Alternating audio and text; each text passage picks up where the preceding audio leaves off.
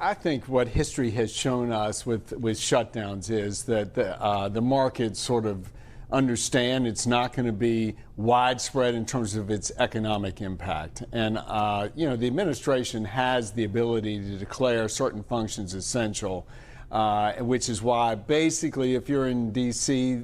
today, it's certainly quieter, but the life is still going on. Now, where I think things will get tricky is when the paychecks, especially for the men and women in uniform in the military, aren't paid. Now, this time, tomorrow, Wednesday, the Trump administration has found money to actually pay the troops. And this is authorized, allocated, but unspent monies. Now, if we continue to go on, and let's say you have the air traffic controllers and others who are essential to life and commerce and the economy, they're starting to walk off the job if they can't get paid because they can't pay their bills, then there'll be an issue. But in the past, when that's happened, Congress has passed single-purpose bills to address that problem, and yet the shutdown continues. So we'll see. Really interesting. And I'd actually heard that as well, that October 15th was seen as the sort of whisper deadline by which we would get a deal because of this issue around paying the military personnel, but it seems like it's being pushed out. They found a way around it. No, I mean, and I think Speaker Mike Johnson said, I think yesterday, that this may be the longest shutdown in history. As you recall, back, I think it was 19 or so, the shutdown lasted for 30-some days. I hope it doesn't, but it may, because, there's a real standoff now. A lot of this can come down to, the Democratic Party feels a lot of pressure from its political base. They've got to take on Donald Trump, and that's what's going on. Yeah, but come on, the House and the Senate. Good morning to you, by the way. Lovely to see you again. The House and the Senate Republican Party also feels a lot of pressure from the president as well to act in a certain way. So it is a two-way stretch. It's not just about Chuck Schumer, is it, Eric?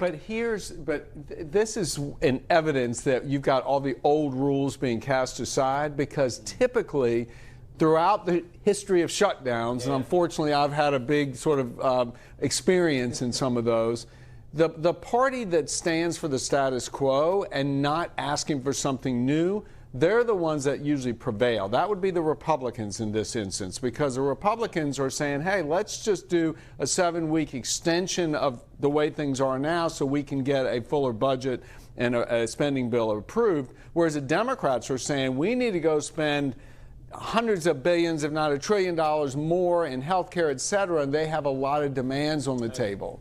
So typically, they'd be the ones that would take the blame for this. Eric, this isn't the question I was going to ask you, but I have the honour and the privilege of meeting a lot of Republicans and Democrats when they come over to Europe as well, especially. And they are also nice to each other when they're here in Europe. And I can see them. I can see them at these conferences I'm at, chatting away, having a great relationship as well. Are we really as polarised as it appears? When, let's be honest about it, if I watch MSNBC or I watch Fox, I see completely different views. I mean, are they really as polarised on the Hill as it looks from the outside? Well, politically, the country is extremely polarised. You look at even if you look at Donald Trump and he swept the swing states, the margin of victory in a country of 340 million people was only a little over 2 million. He got the popular vote, but it's extremely polarized right now. We've got a very unique time in our politics. And so that is, with social media and everything else driving the discussion, it's hard to find any results of, collegiality, I'll let's give you say. an example where I saw it, and I know both gentlemen, Mr. Blumenthal and Mr. Graham as well, and yet the president won't go along with what they want. That's where there's a great example of accord coming out of the Senate, where you've got 90-plus senators who think one thing. The administration doesn't want to know. But let me just say this. The Republican Party is Donald Trump's party. He is existential to candidates, to office holders in their Republican primary for sure. And if you don't have the support of the president, you're not going to be able to be a Republican office holder. It is his party. So if he says we want this, pretty much that's what's going to happen. And to his credit, he's been able to push really hard and do things, as many as he's done, unlike any other president, because he has this somehow knack and ability to drive an agenda. Well, to that point, I think the last few days we've had on full display the president's ability to spin multiple plates at once, a point that you've made before. The Europeans tend to come up short on their ability to tackle multiple crises at once. You've got the president in the Middle East yesterday for, I think, 12 hours. At the same time, he's battling it out with Beijing over the weekend and on Friday. How much does what President Trump is doing on the global stage matter back home? Well, I think it's all part of his, you've got to give him credit in how much he is put on the table and pursuing and getting done. You know, on top of that, you've got the battle going on in the U.S. courts about the use of the military in our cities, right? He's going to go after the extremists that are attacking the ICE security agents in Portland, in Chicago. He's got that political battle brewing. You know, so it is nonstop with him, which is part of his brilliance about how he gets things done. So, I do think that people look at what happened yesterday as saying, even those who are very much critical of Donald Trump will say, hey, maybe he is the only person that could have brought the parties together. Now, all this is not resolved. Let's remember this. There's a lot that still has to be executed so far as Hamas's disarmament, what is the governance going to be in Gaza. You know, there's a lot. But for right now, people are feeling better because the hostages have been released. Eric, but it's the chaos he sows which I'm worried about as well. Because, don't get me wrong, his energy levels are off the Richter scale for a man of his age as well. Amazing. I mean, it's extraordinary. And the spinning plates, again. But there are companies now in America and trading with America who are so confused. I mean, we did one this morning, Michelin. They make the blooming tyres in America, and they're talking about the chaotic context, and they're finding it very difficult as well. Is the president's high energy levels and very, very quick-moving policy actually working to the detriment of the United States in the medium term? So let me talk about at Moelis what we're seeing with our clients. You know, I mean, I can tell you whether it's the strategic multinationals based in the U.S. that do a lot of business over in Europe, or it's the sponsor, the private equity community there that actually is looking here for a lot of opportunities as well. You know, I think where their mindset is we've got an administration that is being run by an individual at the top who's a business guy. He's a deal guy. And what he's done is he's certainly created some unexpected, ruptures in the sort of status quo, but there's opportunity to be had. I mean, just look at the regulatory construct in the U.S. You know, we had a very, very tough and anti-business, really anti-merger FTC DOJ under the Biden administration. We now have a Trump FTC DOJ that is not like a Bush FTC DOJ, but it's certainly much more permissive in terms of saying we will allow M&A, but let's see if we can cut a deal, right? And you see now this upswing in terms of federal intervention in a lot of things that, again, is very, very contrary to a limited government conservative, market-oriented Republican. But this is the Donald Trump version of how we're going to get things done. And I see, and we see, I think in the U.S. across the board, a willingness and desire on the part of strategics and private equity to transact.